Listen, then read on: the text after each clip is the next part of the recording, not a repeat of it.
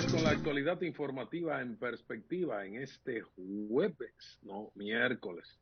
Jueves es mañana, Día de la Bandera. Es miércoles, mitad de la semana. Hoy, día 24, y vamos a comentar con nuestros coanfitriones, Emmanuel Castillo y Alejandro Esteban, el tema que se ha destacado hoy, resultados de la reunión del Consejo Nacional de Educación, que está entonces abogando por un regreso a las aulas, a la modalidad presencial. Entonces, se aprobó esto hoy. Yo quisiera ir al detalle o verificar cómo fue. Se señala en la reseña que la Mesa Técnica Mixta de Salud Pública y del Ministerio de Educación presentará la próxima semana un cronograma y calendario para la presencialidad. Y la reseña dice que el Consejo Nacional de Educación aprobó hoy a unanimidad, o sea, no hubo ninguna disidencia, que las clases en las aulas comiencen durante el presente año escolar, como han reclamado diversos sectores, entre estos el empresarial. No, el sector empresarial es que lo ha reclamado, ningún otro sector ha estado hablando de eso. Son los empresarios. Y Educa, que es una organización empresarial, que no es otra cosa que eso. Tras concluir una reunión de ese órgano técnico que duró más de 3 horas, el ministro de Educación, Roberto Fulcar, reveló los detalles y dijo que la reunión fue en la modalidad híbrida, es decir, que hubo presencia de participantes en un determinado lugar y también mediante la red virtual. El organismo acogió el protocolo preliminar para el retorno gradual, voluntario, seguro y bajo el consentimiento a las aulas elaborado por la mesa técnica, conformada por los ministerios de Salud y Educación. Informó el ministro de Educación que la próxima semana la misma mesa técnica presentará un calendario y un cronograma para el inicio de la presencialidad, obviamente para comenzar este año. Dice él, se lo atribuyen entre comillas. Eso es parte de lo que tenemos. Dice el ministro Furcal que ha conversado con la jefa del Gabinete de Salud, muy dinámica que está y muy mencionada, con mucho protagonismo, la vicepresidenta Raquel Peña, y con el presidente Luis Abinader, quienes les han garantizado que colocarán a los docentes en el segundo grupo de vacunados en la escala de vacunación que se ha elaborado. Ese es otro tema porque no están en el segundo Pero grupo. entonces habría que esperar primero. El año escolar ya está concluyendo, este año escolar. Entiendo que se refiere a este año, a 2021, pero que iniciaría, porque en este 2021 inicia otro nuevo año escolar a partir del mes de Claro, agosto. Entonces uno claro. lo sobreentiende que se va a trabajar en esa planificación, que primero se iniciará el proceso de vacunación de los docentes para posteriormente iniciar la clase presencial, porque la agenda del gobierno no puede estar sometida a la presión, a esa camisa de fuerza que le quieren imponer otros sectores, lo que el gobierno tiene que operar de acuerdo al mejor interés de la colectividad.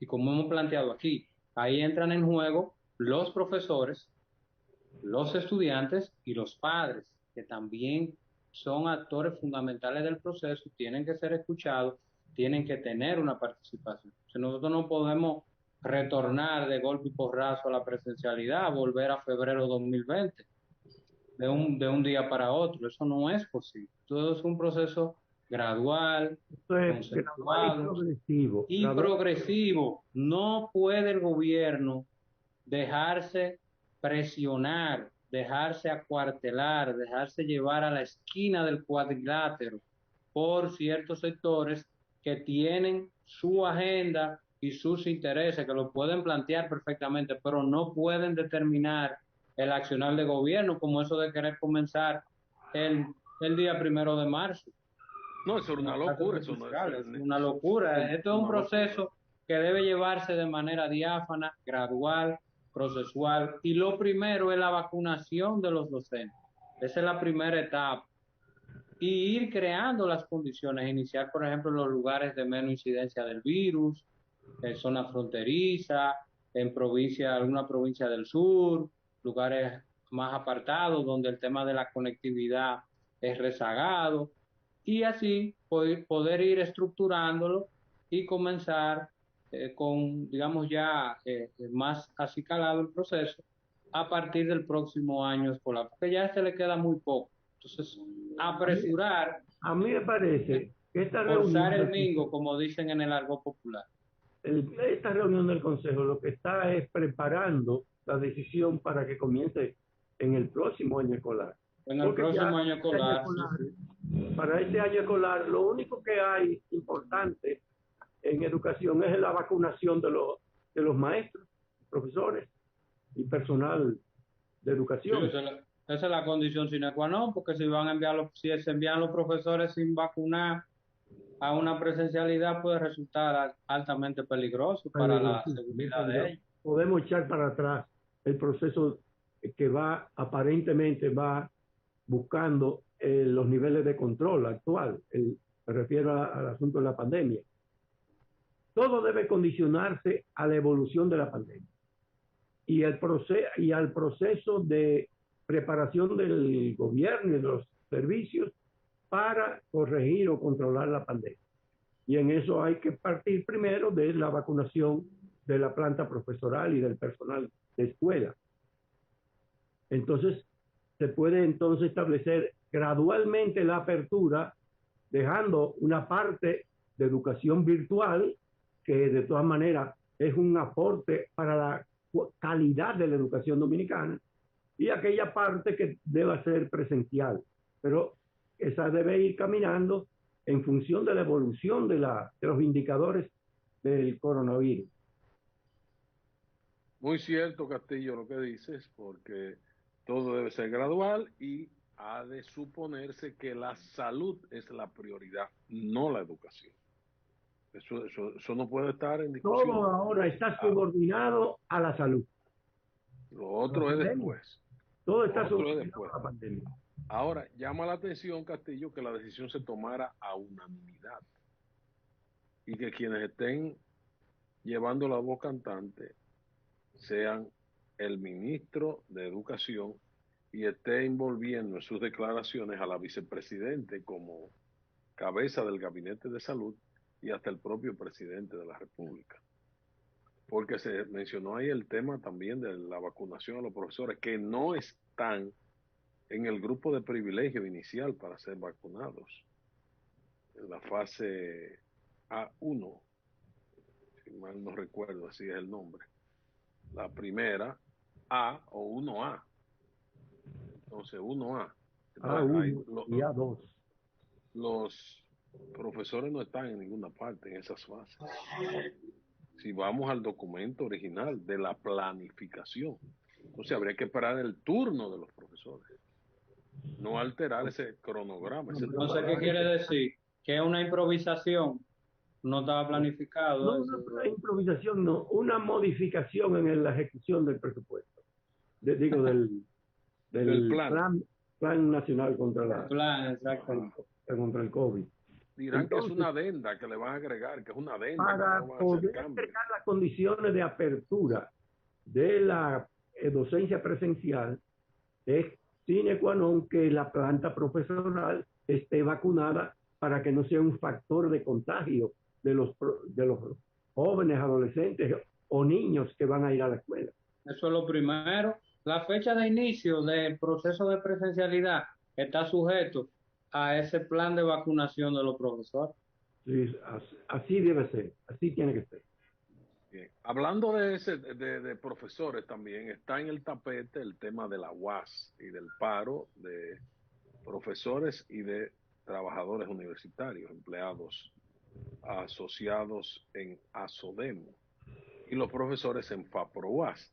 Ayer nosotros comentábamos que se había llegado a un preacuerdo y ese preacuerdo de ayer fue filmado, o sea, fue filmado y firmado. Hubo imágenes de cámara con las declaraciones de la rectora y del representante de los profesores. Pero también hubo ya acciones materiales por parte de la universidad y de profesores. No así por parte del gremio, porque el documento fue firmado por la rectora, por el representante de los empleados universitarios y por el representante del gobierno central, en este caso el ministro de Educación Superior, Ciencia y Tecnología, que ha actuado como el componedor, como el mediador en la actividad. Sin embargo, hoy ya estamos con una asamblea de los profesores universitarios para tratar de validar el documento y autorizar a su líder profesoral a que firme o no el documento. O sea, ya todo el mundo lo firmó, el documento está elaborado y tiene 3 firmas y está pendiente esta firma, lo que implica que es firmarla o no firmarla. O sea, que no sería sugerir modificaciones ni cambios. El documento está ahí, como un documento que se consensuó. Por eso me extraña que eso no se firmara de inmediato. ¿Para qué darles largas? Para perder más tiempo, para hacer más larga la agonía de los estudiantes que están ávidos de recibir docencia. Una gente que quiere terminar su carrera universitaria y que estos hechos lo que hacen es prolongarle el tiempo en la UAS. Entonces, ese es otro tema que no se le ha dado mucho seguimiento, pero se convocó a los profesores de la UAS, FAPRO UAS, a las 5 de la tarde de hoy vía Zoom.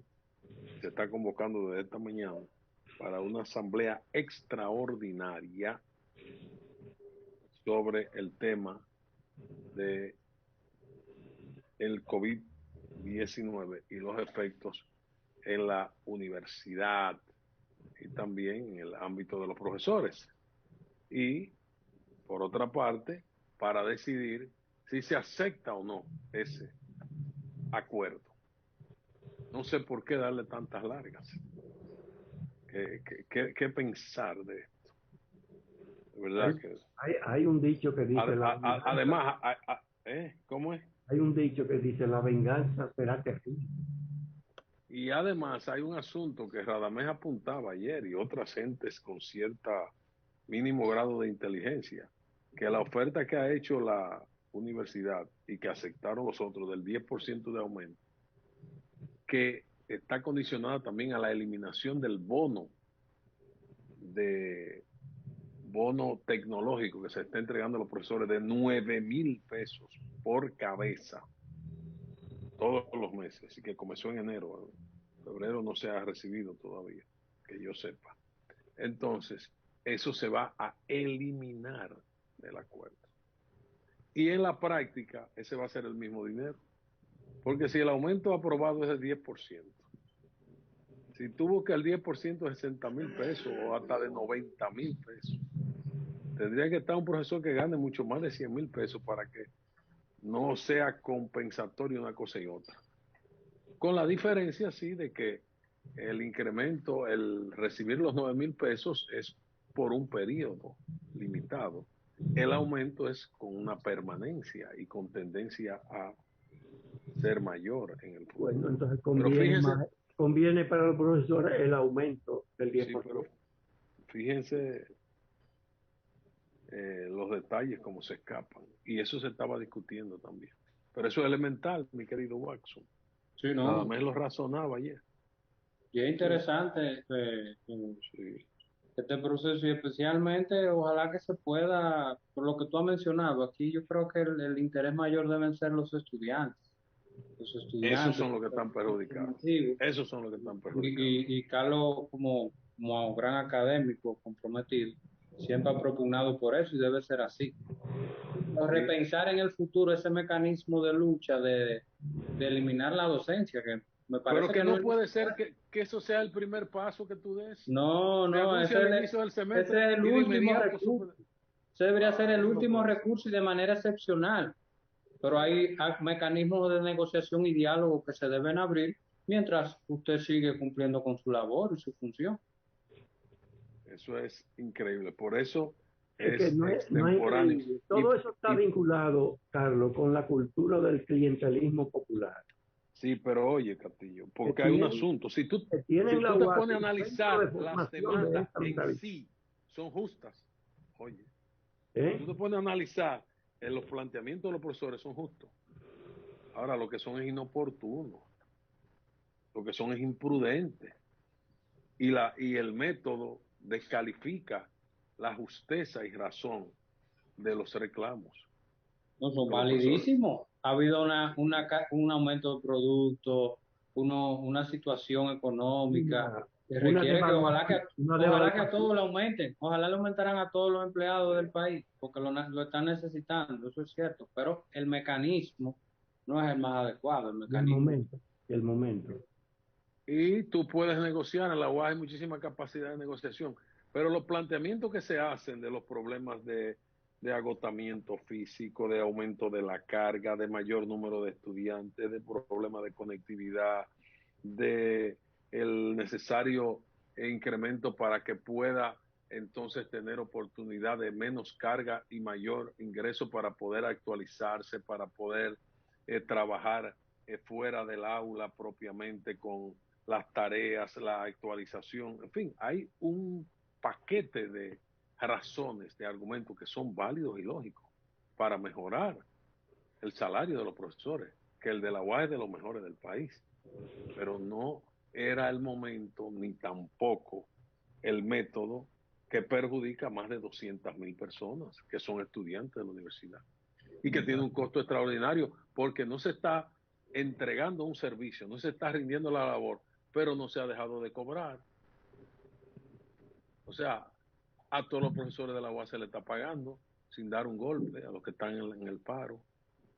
Entonces está bajo cuestionamiento moral y hace mucho daño a la imagen del profesor y de su Y sobre representación todo, Carlos, como porque asociación. se entiende que solamente el 70% de los profesores siguen dando su clase y el 30% está en paro.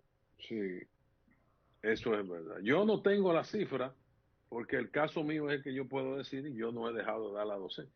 Inclusive al terminar el programa tengo inmediatamente un compromiso docente y están mis estudiantes esperándome y esta es la tercera semana que yo voy a hacerlo. Entonces hay otros que tienen 3 semanas que la han perdido ya. Entonces eso no puede ser. Es una barbaridad. Vamos a dejarlo ahí, que ese tema a mí de verdad que me saca de casillas. Se saca de No quicio. quiero. Sí, sí, es que es tan incomprensible. Se parece a los chistes que dicen los venezolanos, eso que ya no están. Es incomprensible. O sea, no hay manera de yo razonarlo. Puntos y enfoques. Aquí el compromiso es periodismo con responsabilidad.